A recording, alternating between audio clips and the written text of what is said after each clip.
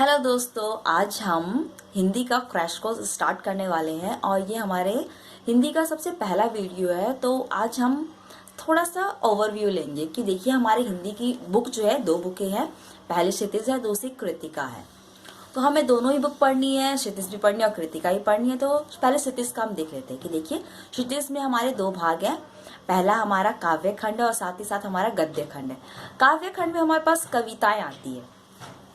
तो हमारे पास इस बार बहुत सारी कविता भी है, क्योंकि हमें बोर्ड है तो हमारी पूरी पूरी बुक आनी है। ये नहीं है कि आधी बुक आएगी। इससे पहले क्या होता था, जब भी हमारे फर्स्ट से लेके 9 तक जो भी हमने किया उसमें क्या होती थी, आधी बुक आती थी और आधा सिलेबस आता था।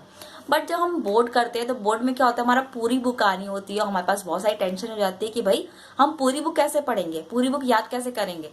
तो टेंशन तो थोड़ी लेनी पड़ी, क्योंकि बोर्ड है इस बारी। और बोर्ड को कंप्लीट करने के बाद क्या होगा, हम 11th में जाएंगे और हमारे पास जो भी हमें कोर्स चूज करना है, फिर हम वो कोर्स चूज करते हैं कि साइंस लेनी है किसी बच्चे को, किसी को आर्ट्स लेनी है और किसी को कॉमर्स लेनी है। चलिए अब पहले हम क्या देखते हैं, हिंदी के हम थोड़ी बातें कर लेते हैं कि हिंदी में क्या है। हमारे पास काव्य खंड है और गद्य खंड है।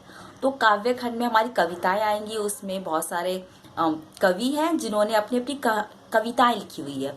और गद्य खंड में क्या है, कुछ राइटर्स है जिनकी कहानियां या उपन्यास लिखे हुए हैं और उसे हमें पढ़ना है। तो आज हम काव्य खंड से स्टार्ट करते हैं, ठीक है। तो काव्य खंड में हमारा जो सबसे पहला चैप्टर है, आप सभी लोगों ने पढ़ा होगा, अगर नहीं भी पढ़ा होगा थोड़ा सा ओवरव्यू होगा कि आखिर चैप्टर में है क्या।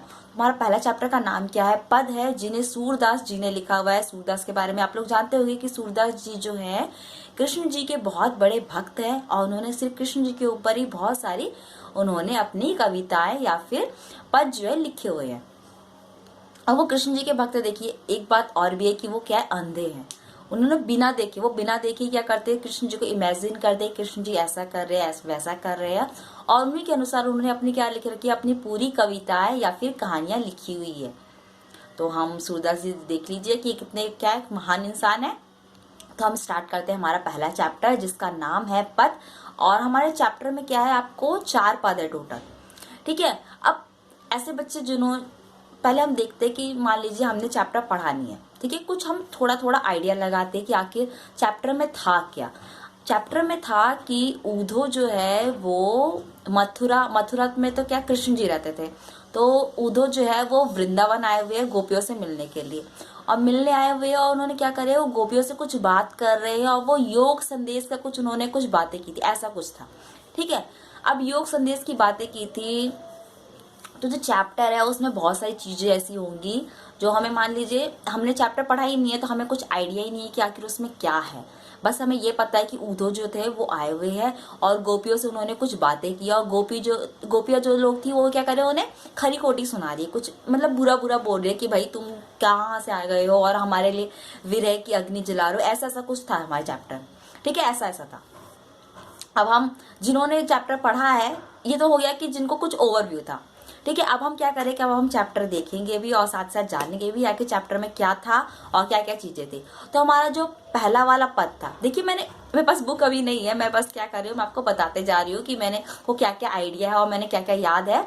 मतलब हम लोग क्या करेंगे इस बारी क्रैश कोर्स में, हम माइंड के हिसाब से रखेंगे। कोई बुक हम नहीं खोल रहे, आप बुक मत खोलिए, आप सिर्फ मेरे को देखिए और मैं आपको बताते जाऊंगी कि आपको क्या क्या याद करना है। तो देखिए, तो हम पहला पद पढ़ते हैं। पहले पद में क्या है कि गोपियां जो है उद्धव को बोल रही कि तुम बड़े ही बड़भागी हो, तुम अभागे हो। क्यों अभागे है उद्धव, क्योंकि गोपियां ये कहना चाहती है कि देखो तुम कृष्ण जी के पास हो, इतने पास हो, फिर भी तुम्हें कृष्ण जी से बिल्कुल प्रेम नहीं है। और हम इतनी दूर रह के भी क्या करें, कृष्ण जी को इतना याद करती है, रोज के रोज याद करती है। और तुम देखो कृष्ण जी के पास हो गई, तुम्हारे पर कृष्ण जी का बिल्कुल कोई असर ही नहीं है। और वो क्या कर, सारी गोपियां उद्धव की तुलना करते कि भाई तुम क्या हो, एक तेल की गगरी हो जो पानी में रहकर भी तुम्हारे पर पानी की एक परत नहीं पड़ती। या फिर तुम क्या हो, एक कमल है जो कीचड़ में खिलता है, जो पानी में बैठा हुआ है, उसकी पत्तियों पे क्या है, एक तरह की अगर मैं रियलिटी में बताऊँ तो क्या होता है, लोटस की जो पत्तियां होती है उसके ऊपर एक क्यूटिकल की लेयर होती है जिसके कारण उस पर पानी नहीं पड़ता। तो सेम वैसे ही उद्धव की तुलना की हुई है कि तुम क्या उस लोटस की, उस कमल की पत्तियों के समान हो जिसके ऊपर वो पानी के ऊपर छलाई हुई है, लेकिन पानी की एक बूंद उसके ऊपर ठहरती ही नहीं है। साथ ही साथ कहा हुआ है कि तुम इतने मतलब कृष्ण जी के पास हो, फिर भी तुम्हारे पर कोई कृष्ण जी के रूप का रूप का, उनके प्रेम का कोई प्रभाव ही नहीं है। और हम देखो इतनी दूर रहकर भी क्या है, गुड़ में लिपटी हुई चींटियों के बराबर है, जो क्या है दूर रहकर भी कृष्ण जी से इतना प्रेम करती है कि अगर कृष्ण जी दूर कहीं, अगर मथुरा से अगर वृंदावन आ भी जाए और दूर से भी अगर वो बांसुरी बजाए, तो सारी गोपियां क्या होंगी, अपना सब काम छोड़ छाड़ के क्या आ जाएगी, सीधा कृष्ण जी के पीछे दौड़ी दौड़ी भागी चली आएगी।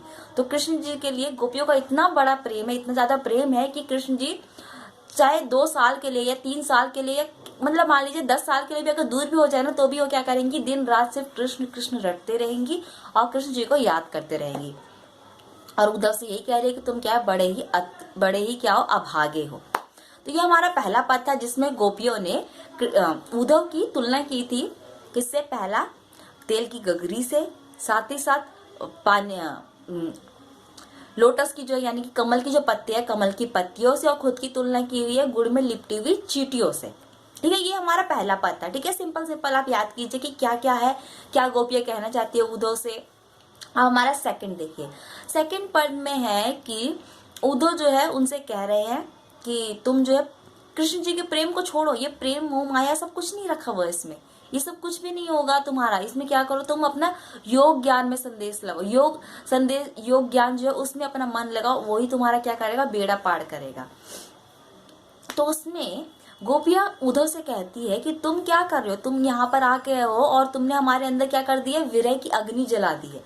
जो तुम हमें ये योग ज्ञान का जो संदेश देते जा रहे हो, उससे क्या हो रहा है, हम जो कृष्ण जी के लिए प्रेम करते थे, कृष्ण जी जो हमारी प्रेम की जो भावना थी, उसमें क्या कर रहे हो, तुम विरह की अग्नि डाल रहे हो और कह रहे हो कि कृष्ण जी अब तुम्हारे पास कभी आएंगे ही नहीं। तुम हमारे कृष्ण जी से क्या कर रहे हो, दूर करते जा रहे हो। तो इसलिए क्या हो रहा है, जो उद्धव जो है कृष्ण जी के पास से आए हुए हैं, गोपियों को क्या उम्मीद है कि जो कृष्ण जी के पास से उद्धव आए हुए तो कृष्ण जी कुछ मधुर सा प्यारा संदेश लेकर आए होंगे। लेकिन यहाँ पे उद्धव क्या कह रहे हैं, उल्टा ही कह रहे हैं कि भाई तुम कृष्ण जी को भूल जाओ, ऐसा कह रहे हैं। यानी कि जो उनको जो विरह है, विरह का मतलब क्या होता है कि जब कोई प्रेमी जो लोग हैं जब अलग हो जाते हैं तो क्या करता है, उनके अंदर जो कहता है डिस्प्रेशन हो जाता है, थोड़ा सा विरह हो जाता है। ठीक है, जुदाई जिसे कहेंगे, तो उस वही होता है विरह। तो विरह की भावना जो कि बहुत ही बढ़ती जा रही है और ऐसी ऐसी बातें अब जब उद्धव बोल रहा था, क्या उन्हें बहुत बुरा लग रहा है कि कृष्ण जी से हम प्रेम करते हैं इतना और ये देखो हमसे कह रहे हैं कि हम अपने प्रेमी को छोड़ दे। तो इसलिए क्या है, सेकंड आपको समझ में आया कि इसमें क्या कहना चाहती है गोपियां उद्धव से। अब आपका थर्ड वाला पद देखिए, थर्ड वाले पद में गोपियों ने खुद की तुलना हारिल पक्षी होता है एक, और उसकी लकड़ी से की हुई है।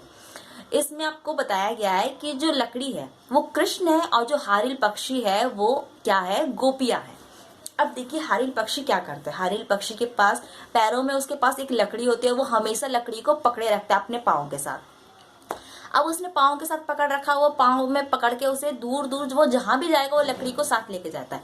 अब ऐसा क्या है, अगर हम इसे सही तरीके से समझिए कि देखिए आप सभी ने पोकेमॉन देखा होगा, पोकेमॉन में क्या है, बहुत सारे जो पोकेमॉन है, उसमें एक पोकेमॉन है जिसके पास क्या होता है, हड्डी रहती है, वो अपने हमेशा अपनी हड्डी क्या साथ में लेके चलता रहता है और जब उसकी हड्डी खो जाती है तो क्या करता है, वो परेशान हो जाता है कि उसके बिना वो काम ही नहीं करता था। सेम आपका बिल्कुल उसी तरीके से है।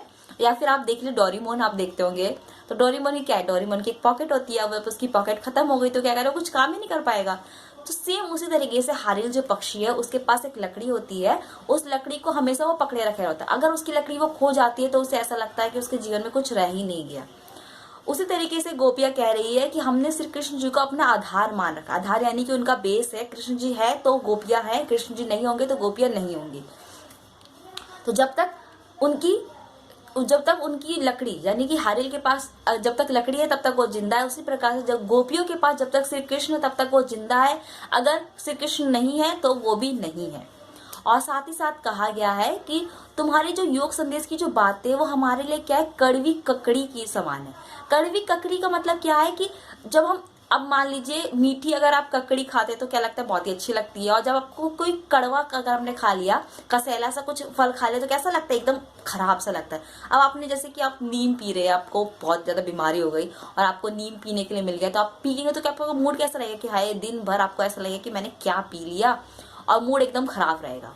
तो सेम वही हुआ है कि उद्धव की जो बातें हैं वो गोपियों के लिए कड़वी ककड़ी के समान है और वो उनकी बातें नहीं सुनना चाहती। वो कहते कि भाई तुम्हें अगर तुम आए हो तो अच्छी बातें बोलते, पर यहाँ पे तो आप योग ज्ञान का संदेश दे रहे हो, जिससे हमारे क्या हो रही है, अग्नि, हमारी जो विरह की अग्नि वो बढ़ रही है। साथ ही साथ आपकी बातें क्या लग रही है, हमारे कड़वी ककड़ी के समान लग रही है, और हम उससे आप क्या करना, मतलब कि वो बातें सुनना ही नहीं चाहती उद्धव से कि भाई तुम छोड़ दो।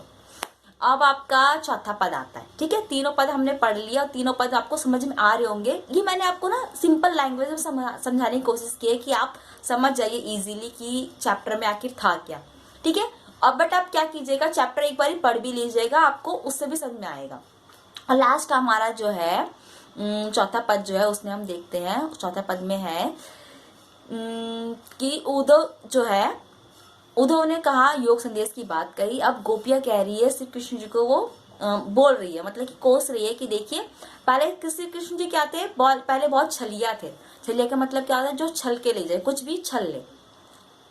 पहले वो हम गोपियों को क्या करते थे, हमारी जो गोपियां हम भोली भाली सीधी सादी है, वो कृष्ण के प्रेम में पड़ के पगला गई, यानी कि सारी पागल हो गई है। श्री कृष्ण जब चाहते थे हमें अपनी उंगलियों पर नचाते थे। अब क्या हो गया है, श्री कृष्ण जी दूर चले गए हैं, मथुरा चले गए हैं, और वो क्या बन गए, अब तो राजा बन गए। और साथ ही साथ क्या हो गया, उन्होंने राजनीति पढ़ ली, यानी कि राजनीति शास्त्र के भी ज्ञाता हो गए हैं। अब उन्होंने क्या किया है, पहले तो हमें प्रेम में फंसाया, और अब उद्धव को भेज रहे हो, कह रहे हैं कि भाई हमारा प्रेम छोड़ दो, योग ज्ञान समझो, योग ज्ञान में अपना जीवन लगाओ, और उससे क्या होगा, हमारा उद्धार होएगा। मतलब कृष्ण जी को कोस रही है कि भाई कृष्ण जी पहले तो क्या थे, छलिया थे, अब वो क्या बन गए हैं, राजनीतिकार भी बन गए हैं, और बहुत ज्यादा विद्वान बन गए हैं, और हमसे क्या कह रहे हैं कि भाई अब प्रेम तो छोड़ ही दो, ठीक है। तो ये हमारे 4 पद थे जिसे आपने समझ लिया होगा। उम्मीद है आपको अच्छा सा समझ में आ गया होगा। अब इसके ऊपर जो क्वेश्चंस आएंगे, यानी कि जो क्वेश्चंस होने हैं उसे हम नेक्स्ट वीडियो में देखेंगे। जो भी तरीका, हम किस तरीके से, अगर हम मान लीजिए हमें नहीं भी आता तो भी हम क्या क्या लिख दे ताकि हमारे नंबर जो है अच्छे आ ही जाए। Okay, thank you, bye bye.